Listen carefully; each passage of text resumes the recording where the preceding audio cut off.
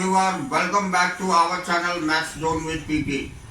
मैं संजीव कुमार आज आपको क्लास 12 राजनीति शास्त्र की चैप्टर 7 जो वैश्वीकरण है उसके बारे में डिटेल जानकारी देता हूं और इससे रिलेटेड क्वेश्चंस और टॉपिक्स की भी जानकारी दूंगा, जिससे कि आपकी एग्जाम पर्पस ऑफ व्यू से ये चैप्टर इजी हो जाए। तो आइए स्टार्ट करते हैं अब। तो आइए आज मैं आपको चैप्टर 7 जो हमारी वैश्वीकरण है इसके बारे में डिटेल जानकारी देता हूँ। तो इसका सबसे पहले मैं आपको परिचय बता। तो पुस्तक के इस अंतिम अध्याय में हम वैश्वीकरण पर बात करेंगे। वैश्वीकरण की चर्चा इस पुस्तक के कई अध्यायों में और कई विषयों की पुस्तक में की गई है। हम शुरुआत वैश्वीकरण की अवधारणा के विश्लेषण और इसके कारणों की जांच से करेंगे। इसके बाद हम वैश्वीकरण के राजनीतिक, आर्थिक और सांस्कृतिक परिणामों की बात करेंगे। हमारी दिलचस्पी यह समझने में भी है कि वैश्वीकरण का भारत पर क्या प्रभाव पड़ा है और भारत वैश्वीकरण को कैसे प्रभावित कर रहा है। आखिर में हम वैश्वीकरण को लेकर होने वाले प्रतिरोध पर नजर डालेंगे और जानेंगे कि कैसे भारत के सामाजिक आंदोलन इस प्रतिरोध का हिस्सा है। तो हम चैप्टर के अंतर्गत क्या क्या पढ़ेंगे ये डिटेल हमने आपको परिचय में बताया। अब हमारी इसमें पहली टॉपिक है वैश्वीकरण की अवधारणा। तो हम इसमें सबसे पहले आते हैं। जनार्दन एक कॉल सेंटर में काम करता है। वह देर दोपहर में काम के लिए निकलता है। दफ्तर में घुसने के साथ ही वह जॉन बन जाता है, नया लहजा अख्तियार कर लेता है और हजारों किलोमीटर दूर बसे अपने ग्राहकों से बात करने के लिए एक नई भाषा बोलने लगता है। अपने घर में वह न तो यह भाषा और न ही इस लहजे में बोलता है। वह सारी रात काम करता है जो दरअसल उसके विदेशी ग्राहकों के लिए दिन का समय होता है। जनार्दन एक ऐसे आदमी को अपनी सेवा प्रदान कर रहा है जिससे बहुत संभव है वह कभी आमने सामने की मुलाकात न कर सके। यही उसकी दिनचर्या है। जनार्दन की छुट्टियां भी भारतीय कैलेंडर से नहीं बल्कि अमेरिका के कैलेंडर से मेल खाती है, जहां उसके ग्राहक रहते हैं। अपनी 9 वर्षीय बेटी को जन्मदिन का उपहार देने के लिए रामधारी बाजार गया है। उसने अपनी बेटी को एक छोटी सी साइकिल उपहार में देने का वायदा किया है। रामधारी ने बाजार में जाकर ऐसी साइकिल ढूंढने का फैसला किया जो उसे कीमत के लिहाज से जच जाए और कुछ उम्दा क्वालिटी की हो। उसने आखिरकार एक साइकिल खरीदी जो बनी तो चीन में थी लेकिन बिक भारत में रही है। इस साइकिल की कीमत रामधारी की जेब को माफिक पड़ी और क्वालिटी भी उसे जच गई। रामधारी ने इसे खरीदने का फैसला किया। पिछले साल अपनी बेटी के जिद पर रामधारी ने उसे बारबी डॉल खरीद कर दिया था जो दरअसल संयुक्त राष्ट्र अमेरिका में बनी थी और भारत में बिक रही थी। अब तीसरा हम एग्जाम्पल लेते हैं। सारिका अपने परिवार में पहली पीढ़ी की शिक्षित है। कठिन मेहनत के बूते स्कूल और कॉलेज में वह अव्वल साबित हुई। अब उसे नौकरी करने और एक स्वतंत्र करियर की शुरुआत करने का अवसर हाथ लगा है। ऐसे अवसर के बारे में उसके परिवार की महिलाएं सोच भी नहीं सकती थी। सारिका के रिश्तेदारों में से कुछ एक नौकरी का विरोध कर रहे हैं, लेकिन सारिका ने आखिरकार यह नौकरी करने का फैसला किया क्योंकि उसकी पीढ़ी के नौजवानों के सामने नए अवसर मौजूद हैं। तो ये तीनों उदाहरण वैश्वीकरण का एक न एक पहलू दिखाते हैं। पहले उदाहरण में जनार्दन सेवाओं के वैश्वीकरण में हिस्सेदारी कर रहा है। रामधारी जन्मदिन के लिए जो उपहार खरीद रहा है उसमें हमें विश्व के एक भाग से दूसरे भाग में वस्तुओं की आवाजाही का पता चलता है। सारिका के सामने जीवन मूल्यों के बीच दुविधा की स्थिति है। यह दुविधा अंशतः उस अवसरों के कारण पैदा हुई है जो उसके परिवार की महिलाओं को पहले उपलब्ध नहीं थे, लेकिन आज वे एक सच्चाई है और जिन्हें व्यापक स्वीकृति मिल रही है। अब हम देखेंगे, यदि हम वास्तविक जीवन में वैश्वीकरण शब्द के इस्तेमाल को परखें तो पता चलेगा कि इसका इस्तेमाल कई तरह के संदर्भों में होता है। नीचे कुछ उदाहरण दिए जा रहे हैं, इन्हें देखिए। ये उदाहरण ऊपर के उदाहरणों से कुछ अलग है। अब इसमें पहला पॉइंट देखते हैं। फसल के मारे जाने से कुछ किसानों ने आत्महत्या कर ली। इन किसानों ने एक बहुराष्ट्रीय कंपनी से बने बड़े महंगे बीज खरीदे थे। दूसरी है, यूरोप स्थित एक बड़ी और अपनी प्रतियोगी कंपनी को एक भारतीय कंपनी ने खरीद लिया, जबकि खरीदी गई कंपनी के मालिक इस खरीदारी का विरोध कर रहे थे। अगला हम देखते हैं, अनेक खुदरा दुकानदारों को भय है कि अगर कुछ बड़ी अंतर्राष्ट्रीय कंपनियों ने देश में खुदरा दुकानों की अपनी श्रृंखला खोल ली तो उनकी रोजी रोटी जाती रहेगी। अगला, ये सारे केसेस देख रहे हैं। अब मुंबई में एक फिल्म निर्माता पर आरोप लगे कि उसने हॉलीवुड में बनी एक फिल्म की कहानी उठाकर अपनी फिल्म बना ली है। अगला, पश्चिमी परिधान पहनने वाली कॉलेज की छात्राओं को एक उग्रवादी संगठन ने अपने एक बयान में धमकी दी है। तो ये सारे कहीं न कहीं वैश्वीकरण से जुड़ने वाले उदाहरण हैं। तो ये उदाहरण हमें बताते हैं कि वैश्वीकरण हर अर्थ में सकारात्मक ही नहीं होता, लोगों पर इसके दुष्प्रभाव भी पड़ सकते हैं। दरअसल ऐसे लोगों की संख्या ज्यादा है जो मानते हैं कि वैश्वीकरण के सकारात्मक प्रभाव कम और नकारात्मक प्रभाव ज्यादा है। इन उदाहरणों से यह भी पता चलता है कि वैश्वीकरण सिर्फ आर्थिक मसलों से नहीं जुड़ा और जरूरी नहीं कि प्रभाव की दिशा हमेशा धनी मुल्कों से गरीब मुल्कों की ओर गतिशील हो। चूंकि वैश्वीकरण शब्द का प्रयोग अधिकांशतया सटीक अर्थों में नहीं होता, इसलिए यह स्पष्ट करना जरूरी है कि इसका सही अर्थ क्या है। एक अवधारणा के रूप में वैश्वीकरण की बुनियादी बात है प्रवाह। अब प्रवाह कई तरह के हो सकते हैं। विश्व के एक हिस्से के विचारों का दूसरे हिस्से में पहुंचना, पूंजी का एक से ज्यादा जगहों पर जाना, वस्तुओं का कई देशों में पहुंचना और उनका व्यापार तथा बेहतर आजीविका की तलाश में दुनिया के विभिन्न हिस्सों में लोगों की आवाजाही। यहाँ सबसे जरूरी बात है विश्वव्यापी पारस्परिक जुड़ाव, जो ऐसे प्रवाहों की निरंतरता से पैदा हुआ है और कायम भी है। वैश्वीकरण एक बहुआयामी अवधारणा है।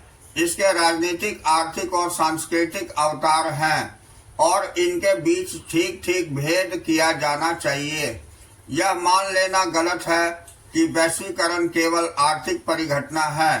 ठीक इसी तरह यह मान लेना भी भूल होगी कि वैश्वीकरण एकदम सांस्कृतिक परिघटना है। वैश्वीकरण का प्रभाव बड़ा विषम रहा है। यह कुछ समाजों को बाकियों की अपेक्षा और समाज के एक हिस्से को बाकी हिस्सों की अपेक्षा ज्यादा प्रभावित कर रहा है। ऐसे में जरूरी भी हो जाता है कि विशिष्ट संदर्भों पर पर्याप्त ध्यान दिए बिना हम वैश्वीकरण के प्रभाव के बारे में सर्वसामान्य निष्कर्ष निकालने से परहेज करें। अब देखिए, हम अगला टॉपिक वैश्वीकरण के कारण देखते हैं। तो क्या है वैश्वीकरण की वजह? अगर वैश्वीकरण विचार पूंजी, वस्तु और लोगों की आवाजाही से जुड़ी परिघटना है तो शायद यह पूछना असंगत न होगा कि इस परिघटना में क्या कुछ नई बात है। अगर इन चार तरह के प्रवाहों की ही बात है तो फिर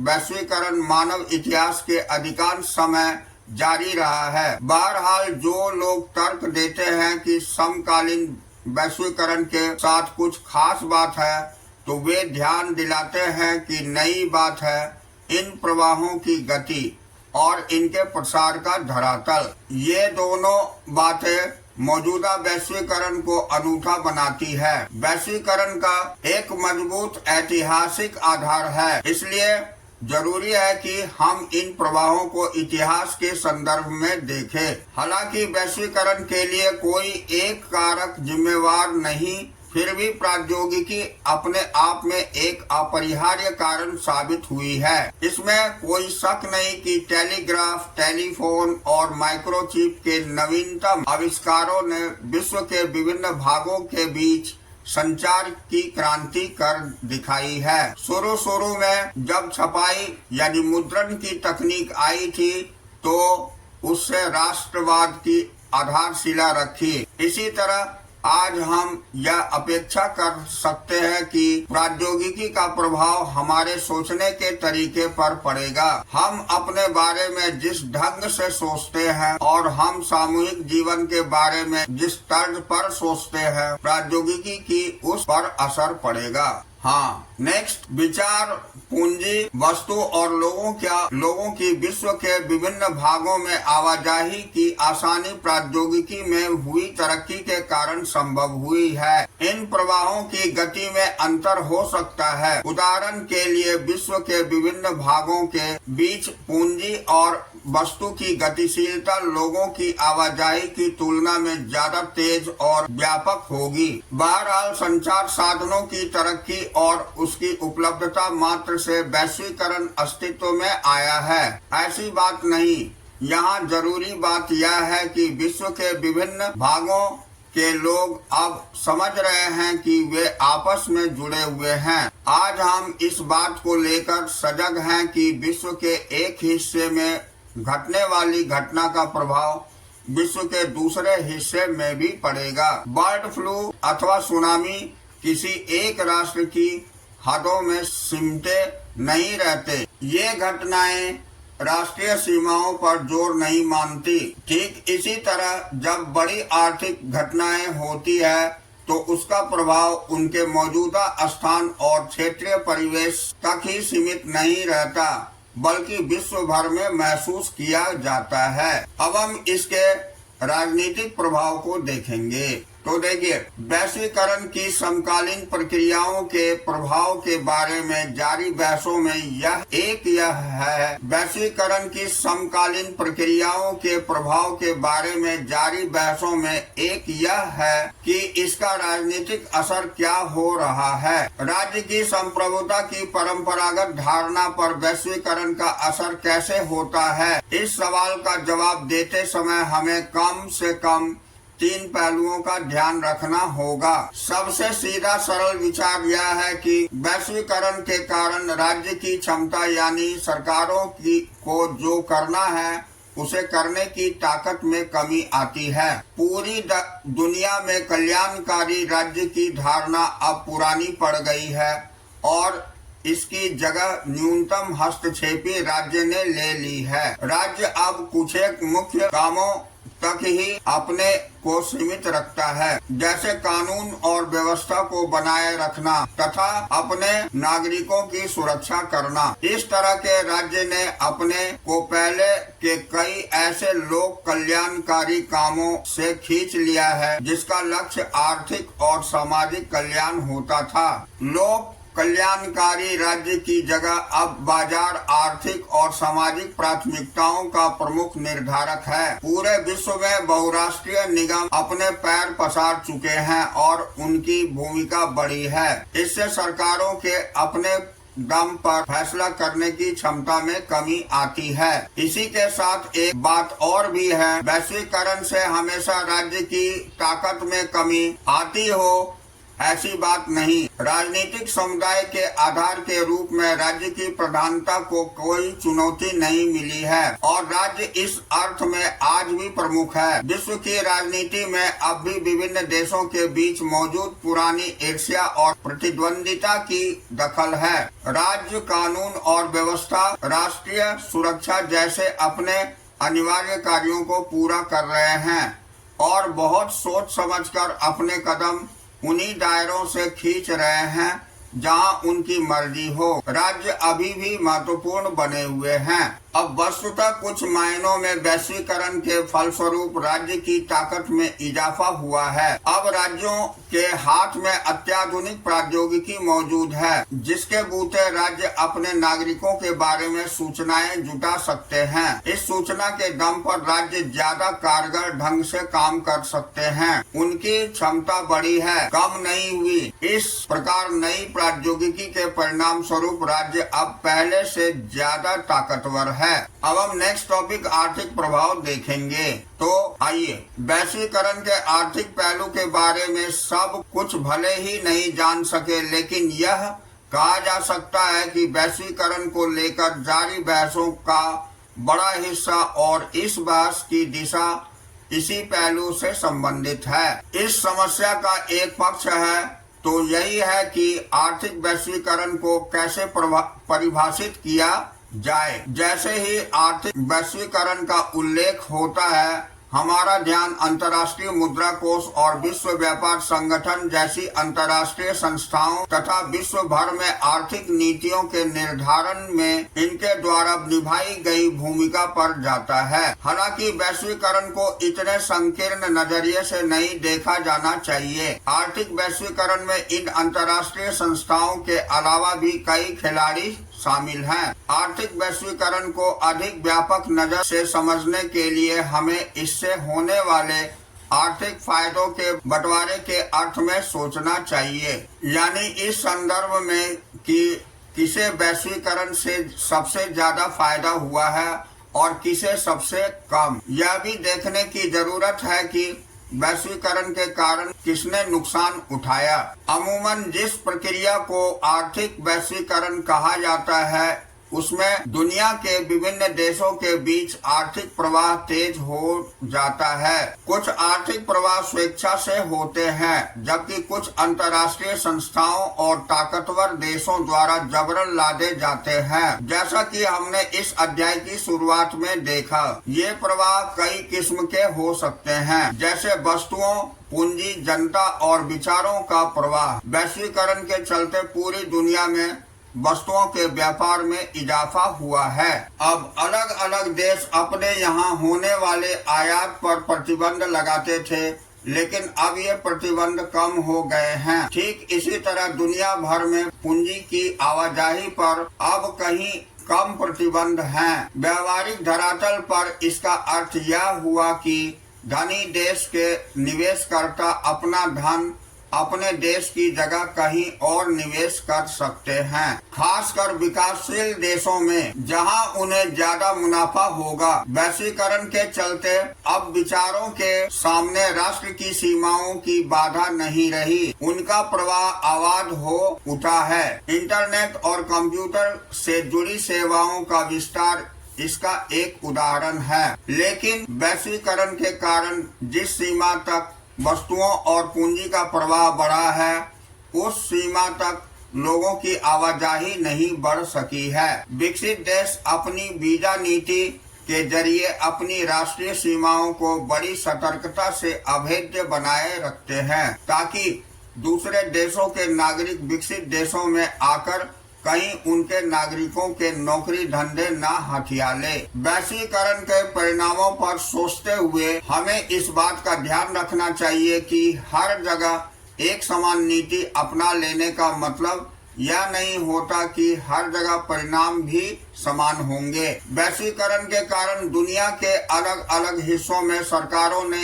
एक सार आर्थिक नीतियों को अपनाया है, लेकिन विश्व के विभिन्न भागों में इसके परिणाम बहुत अलग अलग हुए हैं।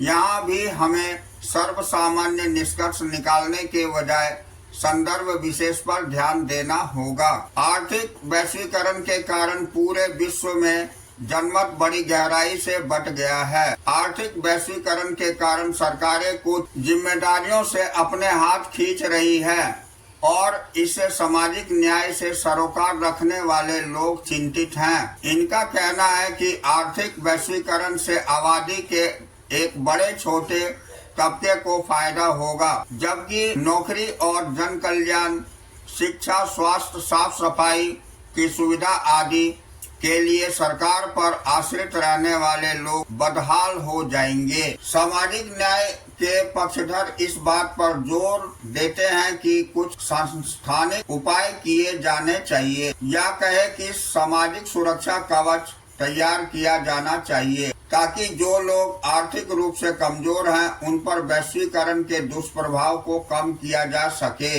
दुनिया के अनेक आंदोलनों की मान्यता है कि सामाजिक सुरक्षा कवच की बात अव्यावहारिक है और इतना भर उपाय पर्याप्त नहीं होगा। ऐसे आंदोलनों ने बलपूर्वक किए जा रहे वैश्वीकरण को रोकने की आवाज लगाई है, क्योंकि इससे गरीब देश आर्थिक रूप से बर्बादी की कगार पर पहुंच जाएंगे। खासकर इन देशों के गरीब लोग एकदम बदहाल हो जाएंगे। कुछ अर्थशास्त्रियों ने आर्थिक वैश्वीकरण को विश्व का पुनः उपनिवेशीकरण कहा है। आर्थिक वैश्वीकरण की प्रक्रियाओं के समर्थकों का तर्क है कि इससे समृद्धि बढ़ती है और खुलेपन के कारण ज्यादा से ज्यादा आबादी की खुशहाली बढ़ती है। व्यापार की बढ़ती से हर देश को अपना बेहतर कर दिखाने का मौका मिलता है। इससे पूरी दुनिया को फायदा होगा। इन लोगों का कहना है कि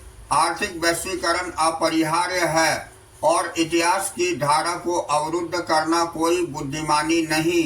वैश्वीकरण के मध्यमार्गी समर्थकों का कहना है कि वैश्वीकरण ने चुनौतियां पेश की है और सजग सचेत होकर पूरी बुद्धिमत्ता से इसका सामना किया जाना चाहिए। बहरहाल इस बात से इनकार नहीं किया जा सकता है कि पारस्परिक निर्भरता की रफ्तार अब तेज हो चली है। वैश्वीकरण के फलस्वरूप विश्व के विभिन्न भागों में सरकार, व्यवसाय तथा लोगों के बीच जुड़ाव बढ़ रहा है। तो आज हम इसी टॉपिक पर रहने देते हैं। अगले क्लास में हम इससे आगे की टॉपिक लेकर चलेंगे जो हमारा सांस्कृतिक प्रभाव है। तो that's all for today. We will meet again on the next class.